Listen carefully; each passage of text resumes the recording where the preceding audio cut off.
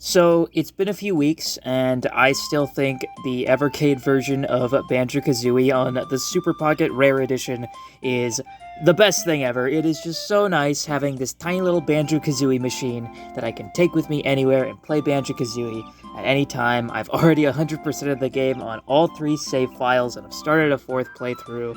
I just love this thing, even if the quote-unquote new content in this re-release of the game is like the most minor thing in the world with just, a couple little cheats and a new music player and a few new dialogue changes. I know most people, would see that as like features for a re-release of a game and be like, well, that's nothing. That's not worth anything at all. But like, for me, this is like the first big new piece of Banjo-Kazooie content we've gotten since Smash Bros, right? And so, like, I just think it is the coolest thing in the world. I absolutely love this version of Banjo-Kazooie. And it's gotten me thinking about the upcoming Double Pack release with Banjo-Tooie on it. And it's got me thinking about what kinds of quality of life features and or new content, quote-unquote new content. There's not going to be anything crazy new in it, but like, technically speaking, new content that could be in Banjo-Tooie. So, I wanted to make this little video today, talking about my hopes and dreams, my wish list for things that I want to see in the Evercade version of Banjo-Tooie. So, just to put out a little disclaimer, I don't fully expect much of this to happen at all. This is just for fun. I don't really know, like, the ins and outs of how these games run. I'm not the person to ask for that. But from what I do know, Banjo-Tooie, like, the way it's programmed is a lot more complicated than Banjo-Kazooie. I mean, like, just take a look at, like, how many ROM hacks there are of Banjo-Kazooie, and then how many ROM hacks there are of Banjo-Tooie, which is, like, none. So, like, I wouldn't expect much at all, just because, like, from what I understand, Banjo-Tooie would be a bit more difficult to actually add new things to it. But, like, this is just for fun. This is just me dreaming. It's fun to dream, okay? It's fun to dream. This is my favorite game of all time. I just like talking about ideas for this game. So I'm gonna start off pretty simple, things that I would expect to see here, and then I'm just gonna get completely unrealistic by the end, and that's okay. Just don't expect any of this. Don't think I'm actually gonna be like upset if these things aren't in the game. I'm just having fun talking about this stuff. But with that being said, let's get into it. And I think the first most obvious thing to have in this version of Banjo-Tooie is just all of the quality of life features that were present in the Evercade version of Banjo-Kazooie. I think the biggest thing would be the talent trot toggle, where you don't have to hold the button down to keep Kazooie running. You just press it once, and then she just runs until you get out of it. And that is really nice. Obviously the Double Pack is meant to be played on the Evercade Nexus, which is a bigger handheld. I think it comes pre-installed on, actually. I'm not sure, but you're meant to play it on that. But the cartridge itself can still be played on the Super Pocket, which is what I intend to play it on. Excuse me. And just like even if you're playing it on the Nexus, right? Like, I think holding down a button for that long on any handheld just really cramps your hand. So I would hope they still have the talent trot toggle as an option in Tooie. Of course, they also have an option to press a button just to tiptoe, and have a toggle for that as well, which was not as useful in Banjo-Kazooie, but is pretty important for Banjo-Tooie, for the sections where, like in Mayhem Temple, where you have to get the treasure and to steal Slumber's treasure, or the Jiggy. So yeah, I would hope the tiptoe thing is still intact as well, because otherwise, me playing that on the Super Pocket, I don't think I could even get those Jiggies just with the D-pad, because you can't really sneak on that. So I would hope those are still intact. For Tooie, other things from the Evercade version of Banjo-Kazooie is, first of all, the game runs at 60 FPS, which is fantastic. I don't know if Tooie would still run at 60 FPS. It's just because it's such a massive game. and like especially imagining it on the Super Pocket, this tiny little screen. Like, can Banjo-Tooie run at 60 FPS at all times on that? I have no idea. But like, honestly, I just hope that the frame rate is stable, right? That's all I can really hope for. If it's down to 30 FPS, that's fine with me. I don't really care. I just hope it's stable, because on N64, the frame rate is so bad. And I guess the last kind of big quality of life feature from Banjo-Kazooie that I would hope gets carried over is the not go to Grunty's Lair button, because that wouldn't make much sense for Banjo-Tooie, but a similar go to Isle o' Hags button on the pause menu that just takes you directly out of the world back to the hub world. I think, it's very convenient to have that in Banjo-Kazooie, and I think it would be even more convenient in Banjo-Tooie, just because of how big those worlds are. It'd just be nice to have a warp button on you at all times. Obviously, the warp pads are very useful, but just being able to warp directly to the world entrance, I think, would be a fantastic addition to Banjo-Tooie that I hope gets carried over from Banjo-Kazooie. The next thing, and I think this is probably the second biggest elephant in the room regarding this version of Banjo-Tooie, is what the heck are they going to do with Stop and Swap? Because at the end of Banjo-Kazooie, on the Evercade re-release, the whole Mumbo Stop and Swap cutscene is intact. They still name-drop Banjo-Tooie, and they even change dialogue at the end, saying it's been years and years, and that's what unlocks the whole extras menu in Banjo-Kazooie. And also the fact, right, is that, like, you don't have to type in the codes in Treasure Trove Cove in the Sandcastle to activate the Stop and Swap items being available. They're just available to you by default after you beat the game. And so to me, that says, like, two things, right? First of all, they had the power to change the dialogue in that cutscene, and they did, but they changed nothing about, Stop and Swap being related to Banjo-Tooie. And also, they made the Stop and Swap items more accessible. They wanted people to get these items. And, like, that to me just screams, like, yes, there will be some kind of integration with Stop and Swap between these two versions of the game. And I feel like that would be even easier to accomplish on the Double Pack, when both games are literally on the same cartridge. You don't actually have to do any stopping or swapping at all. I mean, yes, you have to stop the game, but, like, you wouldn't have to swap the cartridge at all. It's just stop at this point. It's just stop and load up the different game. I mean, I guess you're technically swapping games still, but, you're not swapping cartridges, right? So it just, and again, like, I don't know how any of this stuff works under the hood.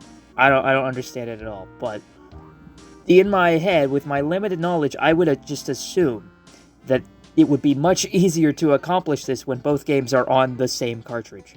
Now, what would that actually do? I don't know.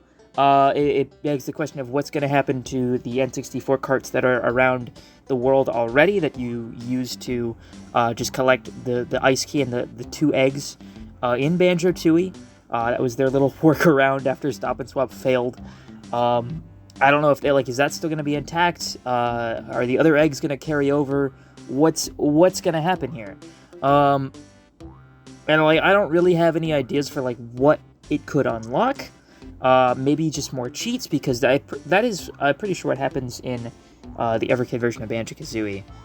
Is that when you get the Stop and Swap item, it unlocks more cheats in the cheats menu. So they could just do that. One thing I am curious about, and this is kind of leading into the next thing I want to talk about, is how they're going to handle multiplayer, right? Because Banjo-Tooie has a multiplayer mode, and one of the unlocks from the Stop and Swap eggs, I believe it's the yellow one, but I don't remember for sure. One of the unlocks is you unlock Jinjo as a playable character in the multiplayer modes. But these are being released on a handheld, which, as far as I know, I could be wrong about this, but as far as I know, it does not have any multiplayer support. So first of all, it begs the question, how are they going to handle the multiplayer mode? And second of all, what is the Jinjo multiplayer unlock going to be replaced with, if it is going to be replaced with anything at all? Because to me, that feels like something they would have to address. What I would hope that they would do is give you the ability to play the multiplayer modes against CPUs, because that is not an option on N64, and it would be nice to be able to play these minigames, because let's face it, a lot of people in the current day and age do not want to play Banjo-Tooie multiplayer. It's kind of difficult to gather a group of people who want to do that. So for sick freaks like me, who just like to play Banjo-Tooie by themselves, like, it would be nice to be able to play these games against computers, just whenever you want, without having to get a group together. I think that would be nice, and it would still give a reason to keep that Jinjo multiplayer unlock intact, even if you can't truly play multiplayer, by definition. But I don't know. I just hope they do something about that. The next thing is, I guess, could have been grouped with the quality of life features from the Evercade version of Banjo-Kazooie, but similar to that version, I would hope that they have their own version of the extras menu that you unlock after beating that game. And the extras menu in Banjo-Kazooie has cheats and a music player. Now, I'll get to the cheats in a second, but the music player is kind of an thing, because technically Banjo-Tooie already has a music player in the game. One of the last cheats you unlock from Cheeto is Jukebox, which activates the jukebox in Jolly Roger's Lagoon that lets you listen to music from the game. So, I'm not sure if they would even bother adding it to the menu. I mean, it would be more convenient, because instead of having to go all the way to Jolly Roger's Lagoon every time, you can just pause and have the music player there. So maybe they would do something like that, where, you still get the jukebox cheat, but then after you beat the game, you just have access to the music player from the pause menu directly. That would be fine. And I would hope, like Banjo-Kazooie, we get even more unused pieces of music from Banjo-Tooie. That would be nice, if it exists. As far as cheats go, obviously there are lots of cheats already in Banjo-Tooie, both ones you get from Cheeto and ones that you can just type in on your own. Like super fast is one that is a lot of people like to use that one. So I don't know if they would just have stuff like that in the menu. I would hope that Breagle Boost from the Evercade version of Banjo-Kazooie returns as well, where you can just fly from anywhere. I'm sure it would, but I think the new cheat that I would really like to see is the ability to split up anywhere. Just because split up is such a fun move, and it's one of my favorite moves to mess around with. To just kind of like, one of my favorite things to do in Banjo-Tooie is to just go to solo Kazooie and just glide around the level, because it's just so peaceful. It's so lovely to just watch Kazooie glide. And the sad thing about it is you can only do it in places that have split-up pads, and not every area has a split-up pad, especially the hub world, Isle of Hags. You can only split up in the plateau, and Heggy's Eggshed, but otherwise, they don't let you go to other areas separate. Banjo-Kazooie have to be together. So I would hope that they have a cheat that lets you split up anywhere, just to further, give you more freedom after you beat the game. I think it would be fun. This is a random one, but I kind of hope that the dialogue at the end of the game is changed somewhat, because they, like I said, they changed the dialogue at the end of Banjo-Kazooie. So I would hope that they have a similar kind of acknowledgement as well. That just kind of means a lot to me, specifically as someone who views the re-releases of these games as their own canonical separate adventures, where they're just doing the same things again, just because these characters are self-aware enough for it to make sense in the lore. And Banjo even says at the end of Banjo-Kazooie on Evercade, he's like, it has been years and years. It's like, yeah, he knows it's been so long since this adventure actually happened for the first time. I would just hope the end dialogue of Just You Wait Till Banjo 3, it'd be funny to keep the line intact, but at the same time, I do hope they do tweak it in some way that acknowledges, like, yeah, it's been a while and still nothing has happened. And I get it might be kind of cruel to do that, especially if nothing is currently in the works right now. And I certainly, like, I don't want this just because I don't want to be like, oh, look at this, what if there's a hint at the end of Banjo-Tooie that hints that they're working on a new Banjo-Kazooie game? That would be amazing. I don't expect that at all. But it would just be fun to me to just have that little acknowledgement of, yes, we're doing this again, and Banjo 3 still hasn't happened. I think it would be funny. I know it would be a little cruel, but I would be fine with it. I think it's kind of funny. One thing that I've always wanted in Banjo-Tooie is the ability to skip cutscenes. Update, apparently one of the developers of this version of Banjo-Tooie is actually in the Banjo-Kazooie speedrunning Discord, and has confirmed that cutscene skips will be in the game to some extent. So, just keep that in mind as I keep yapping here, that it has been confirmed. Like, there are so many cutscenes in Banjo-Tooie that just don't matter. Like, obviously, like, Banjo-Tooie, you can skip, like, the actual cutscenes of the characters, like, doing things and talking. That's fine, like, that's been in the game since the start. You just press the B button, and it skips it. And, like, that's great. But, like, there are so many other, like, minor cutscenes where, like, you know, when you open a world for the first time, and the camera, like, zooms around, it pans all over the place to show you where the level entrance is, just to fire a single laser at it, and then boom, the doors open. It takes way too long, and there's so many other instances of that throughout the entire game, where, like, you hit a switch somewhere, and something changes, and the game shows you exactly where that thing is. The camera just moves all over the place. And I get it, it's fine for a first playthrough if you're not as familiar with these worlds and you want to know exactly where the thing is. But, like, after playing the game 100 times, it's like, oh my god, I know where this thing is. You don't have to show me. Like, how much time does this actually take up of my playthrough, where I am just watching the camera move instead of actually playing the game? So, being able to skip all those little instances would be fantastic, for, you know, someone like me who replays Banjo-Tooie all the time. I would love that. Another thing that I would really like is to adjust the controls of the reticle when you're shooting in first person with either A-Game or Brico Blaster, just because, as it stands, it is awful. That is one of the, I think, worst things about Banjo-Tooie, is how touchy the reticle is. You know, you bump it once and it moves so fast all over the place, and you have to keep holding it in that position to shoot where you want because it resets to the center each time. It is so annoying to use the A-Game reticle in Banjo-Tooie, and, you know, especially if I'm playing this on a Super Pocket with a D-pad, that is just going to be abhorrent to control.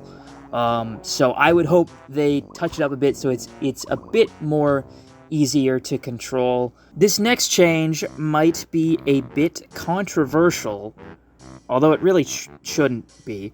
Let's not dance around it, okay? Humba Wumba is a pretty problematic stereotype of native people. And obviously I'm not suggesting they just remove her from the game. That would be fucking insane. But I think the easiest thing that they could do for Humba is to just change her dialogue so that she doesn't talk like a fucking caveman anymore. That's kind of a big ask because it is a lot of dialogue to change, and I know some people wouldn't like that just because it is the game is not being presented in the same way that it was. Some people would think that's more acceptable for something like a remake, whereas a re-release, like, everything should be kept intact as it was, but I don't really agree with that. I think if you're going to make changes, I mean, that's the whole point of this video, right, is making changes to Banjo-Tooie. I think it's a simple enough change that shouldn't bother anybody. I mean, they changed Mumbo's, the insult that Kazooie calls Mumbo in the Evercade version of Banjo-Kazooie. She doesn't call him Mask, the derogatory M word for short people, anymore. She calls him Mask Misfit. So that shows to me that they are aware of some of the controversial, outdated humor that was in these games originally at the time, and they have made a slight effort to fix it. And I think Humba is probably the biggest offender of these, and I would hope that they do at least something to remedy that in this version as well. Okay, now we're gonna get into like the completely unrealistic territory. This is stuff that I don't see happening at all whatsoever, but man, it would be nice if it did. So the first one is a very dumb one, but I would just really like it if Bottle's house could stay open after you beat the game. Because after you beat the game, the door is closed and you just can't go into Bottle's house ever again. Which I thought is so silly, because like Bottles is dead the whole game. Like Bottle's ghost being present in Spiral Mountain is like the mark of, oh, you haven't beaten the game yet. And Banjo-Kazooie has, the rock that crushes Grunty. It stays in Spiral Mountain after you beat the game as like kind of the sign as, hey, you did it, you beat the game. And to an extent, you could argue that Bottle's house being closed is that mark in Banjo-Tooie, as well as his ghost just being gone. But I don't know, it just kind of feels lame in comparisons. Like, no, let me go into Bottle's house now and see that he is alive and with his family. That's just a nice thing. It's always bothered me that Bottle's house is just closed after you beat the game. It makes no sense. Of course, that's a little crazy because, then they would have to actually add Bottle's model in that area. They would have to potentially add new dialogue for that, any scene there. But I mean, that would be fun. This next feature would not really be useful to me, but one thing that I've always thought would be a good addition to, any future re-releases of Banjo-Tooie for new players is the addition of a map. Because, let's face it, these worlds are big and sometimes they are difficult to navigate. And maps have become pretty standardized in modern 3D platformers that I think it just makes sense to have one for Tooie. I think it would just objectively make the game better, but I don't think it's very feasible to implement into an old game like this, especially, because that's a whole new, menu and a whole bunch of new assets they would have to make, just for these maps. Obviously maps exist. They have, top-down versions from, Nintendo Power or strategy guides back in the day. They do exist, but I just don't know if this is even something that's feasible to be implemented, but I think it would be nice. I don't think it needs to be anything crazy. I don't think I would want, having the map be, an ability to warp anywhere just to go to any warp pad from anywhere. I think that kind of breaks the balance of warp pads a bit, but I certainly wouldn't complain about it. It would make things more convenient. But I don't know. I kind of like the game as it is in that way. But it would be cool, I guess. And I guess to have a more proper hint system, I guess, maybe if you read one of the Jam Jar's signposts and he tells you about something, he gives you a hint for something, then a question mark shows up on the map in regard to what he's talking about. So that is kind of your cue to check that out. I don't know, just something like that would be nice, but again, I don't expect this at all. That would be a bit too much to implement for a simple re-release like this. And now, just getting absolutely crazy with it. This is absolutely unrealistic, definitely not going to happen, but man, I would love it if it did. 10 post-game jiggies. Banjo-Tooie has 90 jiggies in total to collect. Let's add a bonus 10 more to bump it up all the way to 100 to match Banjo-Kazooie. That would be awesome to me. I don't care what the challenges would be, whether it's just refighting bosses that are harder or, doing the secret 90 Jiggy Wiggy challenge that you unlock and get nothing in return for, just as a little bonus, but now you get a Jiggy for it. I don't care. I don't care if it's just tweaking existing content that's already in the game and not doing anything new. I don't care at all. It would be so fun to have 10 extra post-game Jiggies just to get for fun. I would love that. And one thing that I have always wished you could do in Banjo-Tooie is to go back into Grunty's Lair and actually access all the old levels from Banjo-Kazooie. I just think that would have been such a cool post game for Banjo-Tooie to be able to go back into those old levels and use all your new abilities from Banjo-Tooie in new ways in these old levels. And, you know, maybe that could be how you get some of these post-game jiggies that definitely won't exist in the game. But, man, it's just something I've always thought about is what if you could go back into those levels and do new challenges in them and get new post-game jiggies. I don't, it's not happening. It's not happening in this version. It feels more possible to me just because, again, these are on the same cartridge now. So, like, theoretically, you could just load up those areas again, right? So, I don't know how any of this works. I don't know how this works. But to me, in my brain, in my poopy, stupid little brain of how video games work, and it'd be like, they're on the same cartridge, they have the same data. Can you not just go? Obviously, like, I don't think this would be available from the start. This would be like a post-game thing after you beat the game. Those rocks that are, like, piled up, blocking the rest of Grunty's lair off from you are now gone.